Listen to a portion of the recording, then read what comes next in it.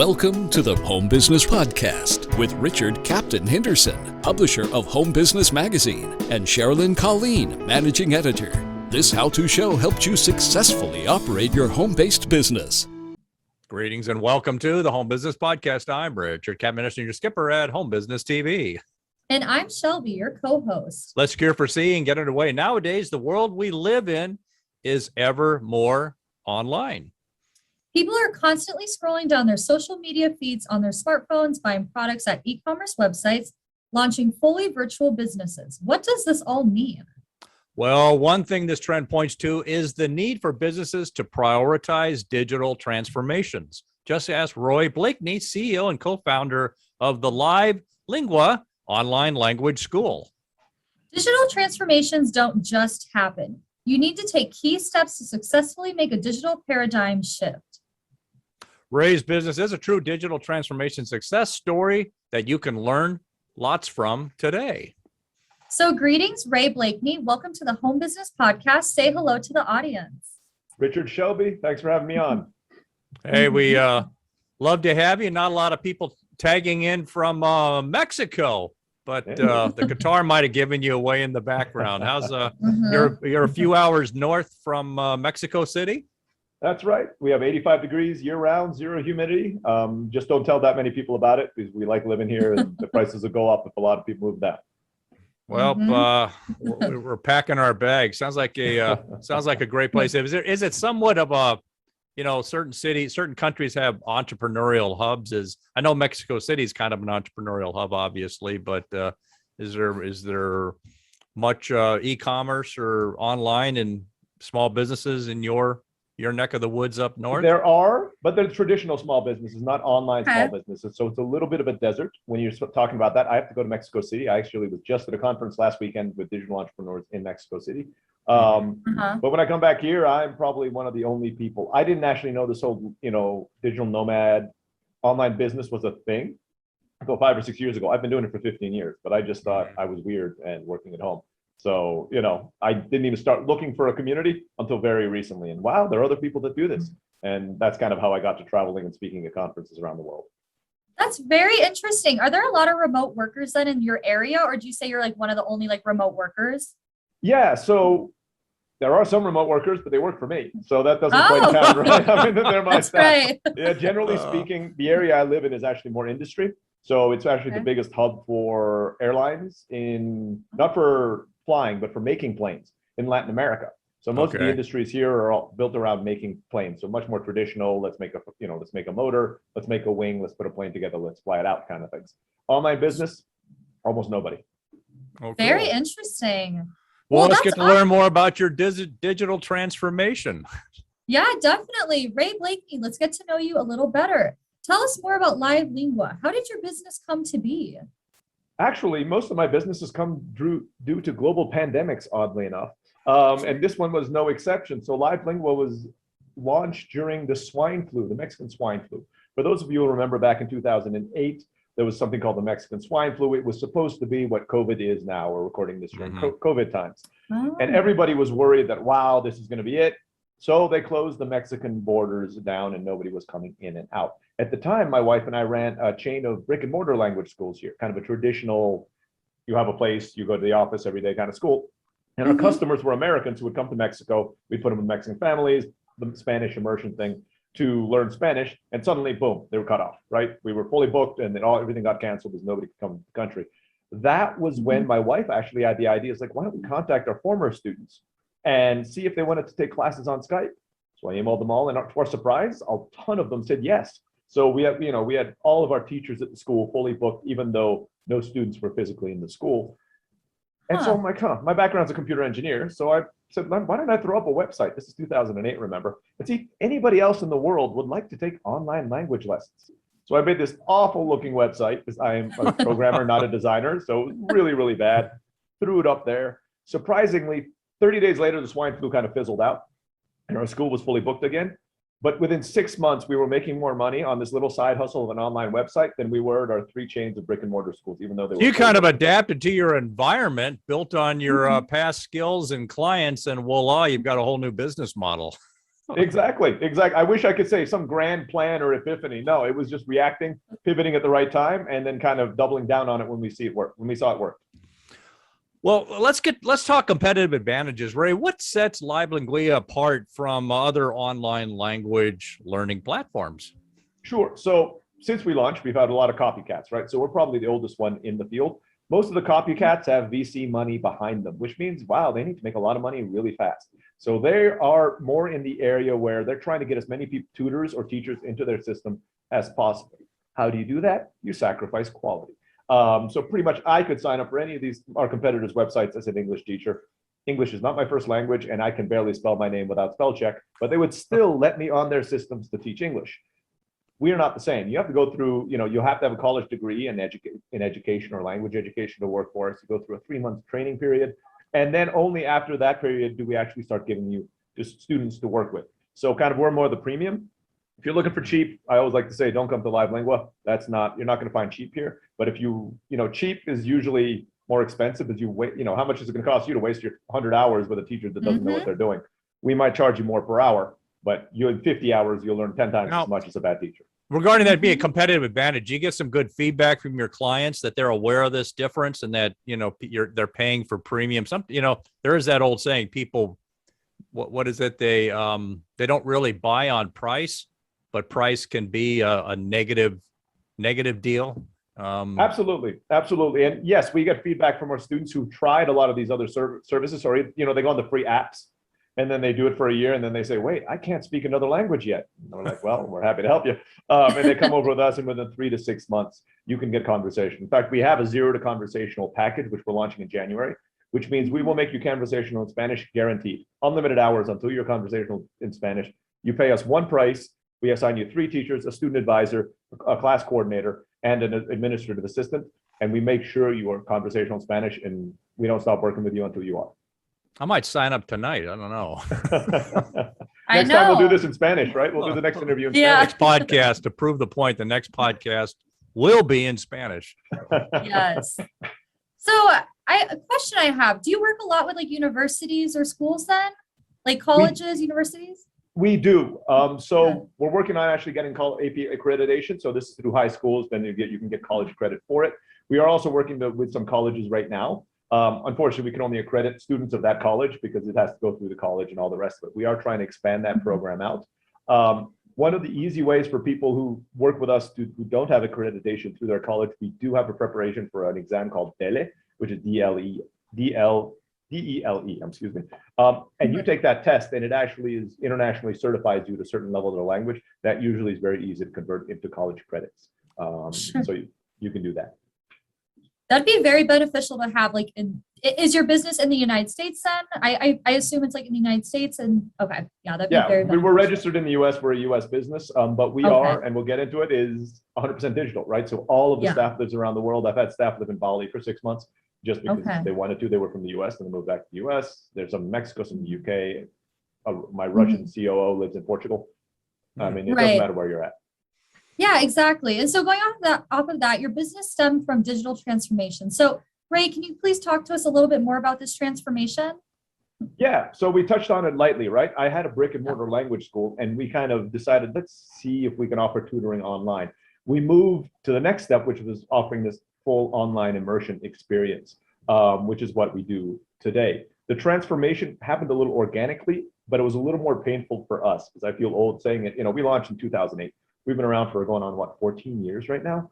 Back in my day, I feel really it's kind of scary. 2008 is getting to be back in the day. I know, that's not back in those days. It wasn't easy to throw up a website. There were no nice tools. Slack didn't exist. Zoom didn't exist, right? Skype was the only option we had. We had to track our classes on Google Docs because we didn't even have a system to track it. I wrote that myself on Notepad since I'm a computer programmer, and built our business off of that. So it happened slowly and organically. One of the things I like to tell people when I give talks is, we bootstrapped this business, and all of us are kind of fed these stories of Silicon Valley startups, which 5 years after they launched, they're worth $40 billion. Yeah, we're not that. Yeah, I'm still trying to find that. Exactly. Everybody else is too. But the thing is, everybody thinks that is what the digital transformation is. That is what's starting an online business is. I'm proof that that's not the case. It took us 7 years to get to 7 figures. We did it slowly, organically, growing about 20% every year since we launched. But that way, we were able to do the digital transformation bit by bit instead of having to do this whole big, revolution in our company. And I recommend that to most people. If you're trying to do a digital transformation, don't look at it like we have 30 days. We need to transform. Pick what's working in your business best. The one that's driving the most revenue. See if you can figure out how to transform that digitally. Do that first. And then take other portions of your business, do the same Let's thing. build on that a little bit. Some good advice, with organically and all, so this, obvious, one of the things you're saying is that digital transformation doesn't just happen. You got to kind of plan for it. Do you have any other tips you might have for other business owners who want to digitally transform their companies? Yeah, absolutely. So, if you want to do it, go through a worksheet. When I advise people on these kind of things is, first thing I do is what I alluded to earlier, right? Go through and make a list of all the things in your company that generate money. Put them in order of what generates the most money to what generates the least amount of money. Then kind of starting at the top of the list, brainstorm with your leadership team, which one of these things would be the easiest to digitally transform from step one, right? You might see the thing that generates the most amount of money is, I don't know, you have a chocolate shop. I used to own a chocolate factory, so I'll throw, that I know a little bit about the area. You have a chocolate shop that's selling physical chocolate. That makes the most money. I'm like, okay, maybe that's not what we can do, but we could start selling online, which you might not be doing, which is like number 2 on your list. Let's focus on that one. So by doing that list, you'll be able to actually prioritize what you can digitize, and you don't spend all this time on what you can't digitize, but you spend your money more wisely at that level, at what's going in there. And once that grows, it might overshadow what's generating more money before, and you can actually start phasing that out and focusing on the more profitable online world. Right. So I make sure I kind of understand this. So you're to look at the different areas of your business. Start off with what would be the easiest item to prioritize. Then you also got to kind of look at the profitability too, I guess. Profitability, I'd say number 1, right? So you just put it in order from number 1, from the most profitable to the least profitable. Then you start going through the list and you figure out, you give it a score of 1 to 10 on how easy it would be to make this digital. And then you kind of use those figures. So if it's the most profitable, but it's a score of 1, which means very hard to digitize, you skip over that, and number 2 might actually have a score of 7, and you're like, okay, that is the thing that we should focus on first. And then all right, I'm not the sharpest tool in the shed, but I kind of factor together those 2 items, and then exactly. So you're trying to set priorities then on what you where you put your effort. Exactly. Mm-hmm. Awesome. So kind of like going off of that, Ray, what common mistakes should be avoided when going through a digital transformation? Yep, we spoke a little bit about this earlier as well. Don't try to do it too fast. Yes. We are caught up in the, mysticism of Silicon Valley, where everything happens overnight and it's magical and it always works, which, as somebody who worked in Silicon Valley, I tell you, it doesn't always work either. But that's what we think. Those are the books that people read. Those are the Netflix series that are made about this kind of thing, right? The truth is, digital transformation is like any other transformation in your life. You want 6-pack abs? You can sure buy that 7 days to 6-pack abs thing, but you're probably not going to get it. You have to eat right for months and do exercise. Business and digital transformation are exactly the same thing. There are no hacks. I'm not a big fan of the word hacks in business, because they always seem like there's a shortcut that we're not taking, and that's not been my experience. And just work at it every day. Take 1 step towards it. You're going to try some transformations that won't work. Don't give up on digital transformation just because, oops, this first thing we tried didn't work.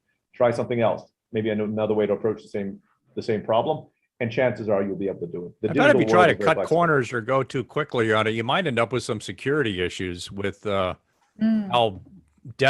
dangerous the landscape is right now with security issues out there.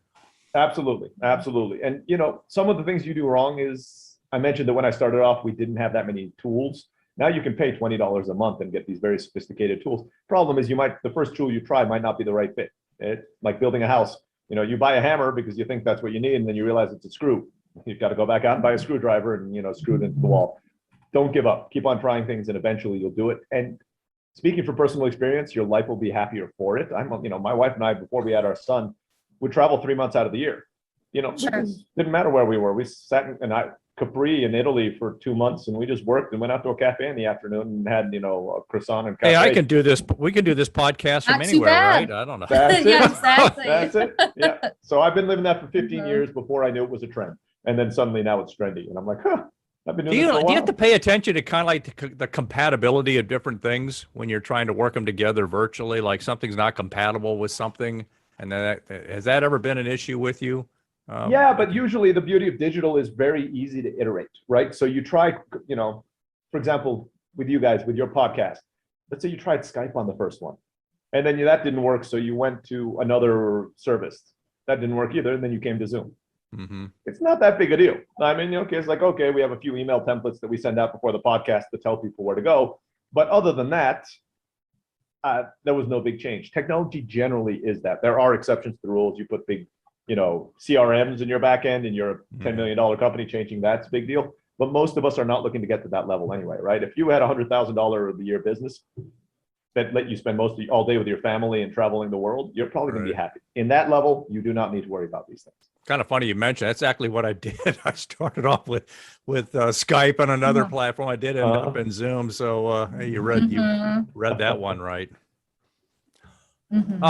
Ray, your business is fully virtual now. How can entrepreneurs better manage a fully remote enterprise? So you're up and operational now. Like what? How do you manage it for the future, or make sure it stays on track?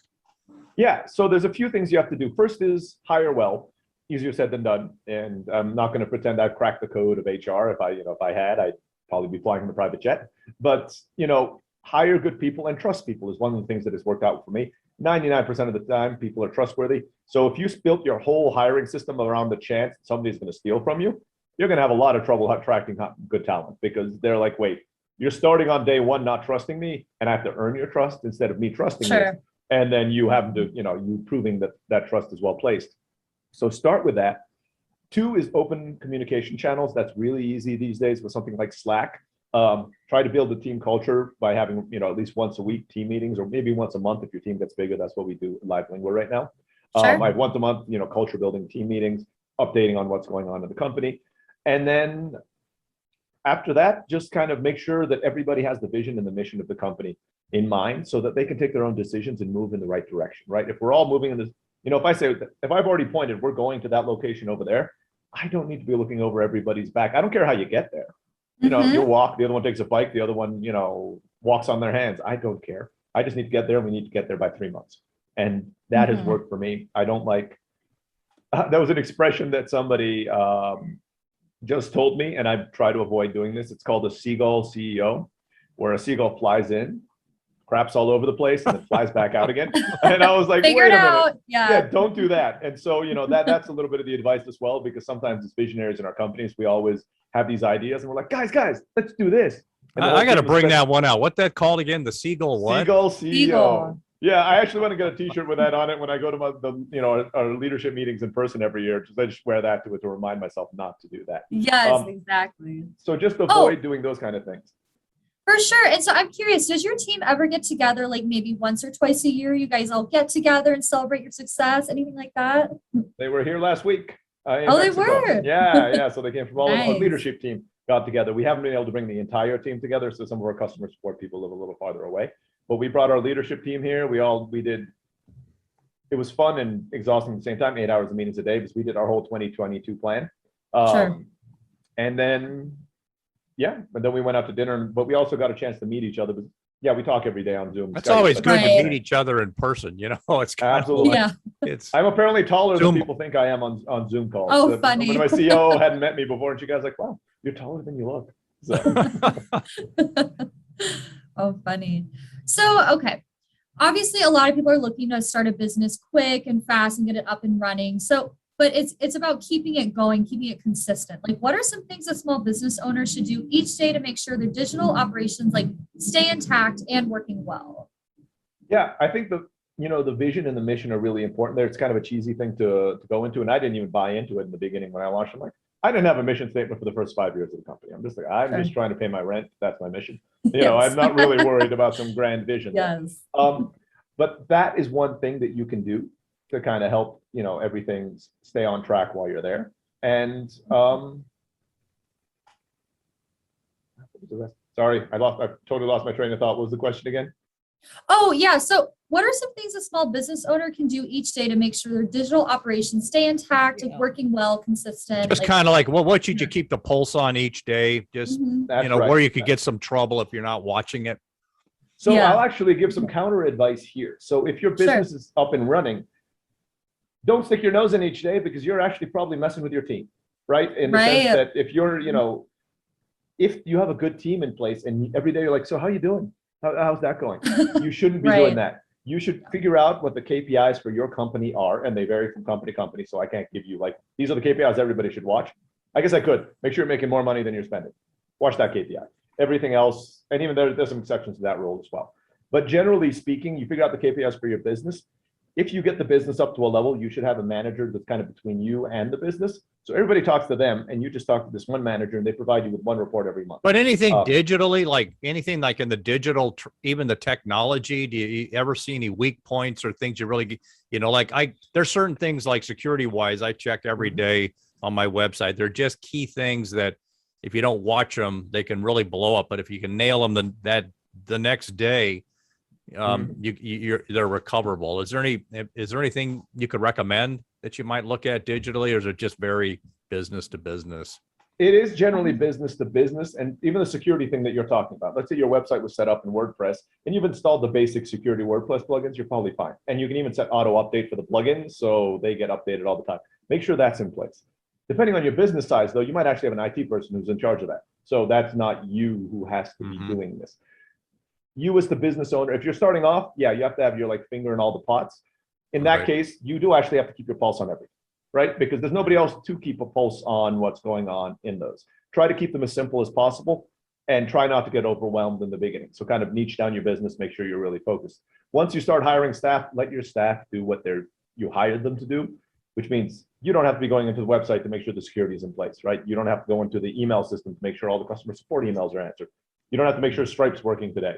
I mean, somebody else should be managing that. As long as you've made clear who you've assigned these responsibilities to, it should run itself. So delegate smartly, and if it's not broke, if it ain't broke, I guess don't fix it.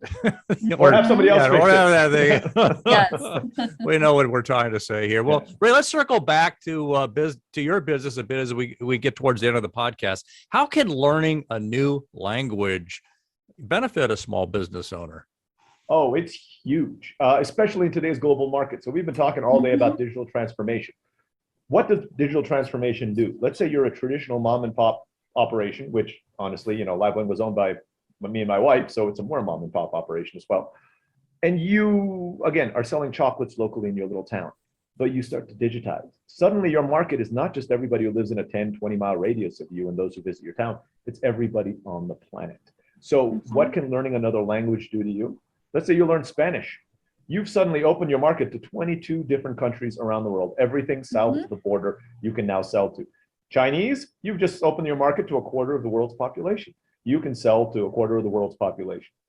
Any other languages, it might, Chinese works in this as well. If your supplier is over in China and you now speak Mandarin, great. If your supplier is in Brazil and you learn Portuguese, you can kind of go down there, probably get a much better deal than your competitor who does not speak Portuguese, and kind of get them to send stuff over because you understand the language and you understand the culture.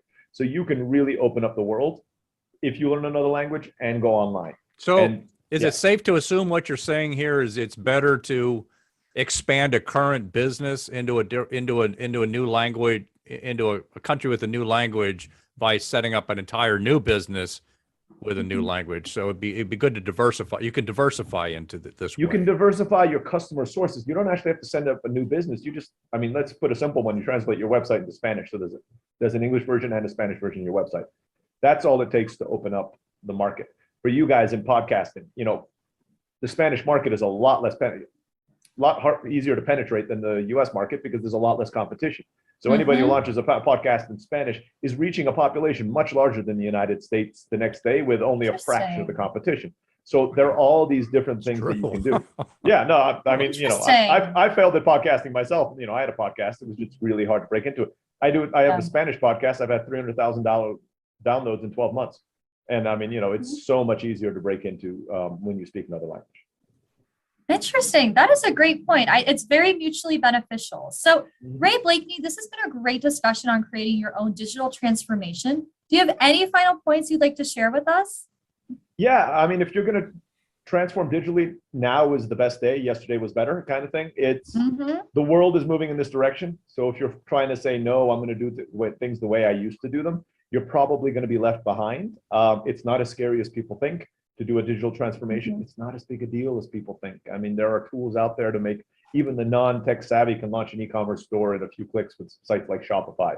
A course, go to Teachable and they'll throw up a course. I mean, you do not need tech skills anymore to digitize your business. So go and do it. You won't regret it, and you'll have more freedom, and both economic and location wise, than you did before. Oh, tying this into what you said earlier, make a list and then go down that list with where it's most profitable and move forward from there, and at least take a first step tomorrow. We always like to end the podcast with an action step. So Ray Blakney, thanks for being with us today on the Home Business Podcast. Thanks To for having learn me on. more, absolutely. To learn more about Ray Blakney and Live Lingua, please visit livelingua.com or our podcast website for more information on guests. Thanks for joining us in this episode of the Home Business Podcast. Share your feedback with us on Facebook, Twitter, Instagram, and at our website, homebusinessmag.com. Visit the website for information on advertising. Subscribe to our newsletter. Read our book, The Home-Based Business Startup Guide. For more info, visit homebusinessmag.com or homebusinessexpo.com. All right, my favorite part here. I'm Richard Captain Henderson saying anchors away. We'll talk with you soon. Until then. Make it a great home-based biz day.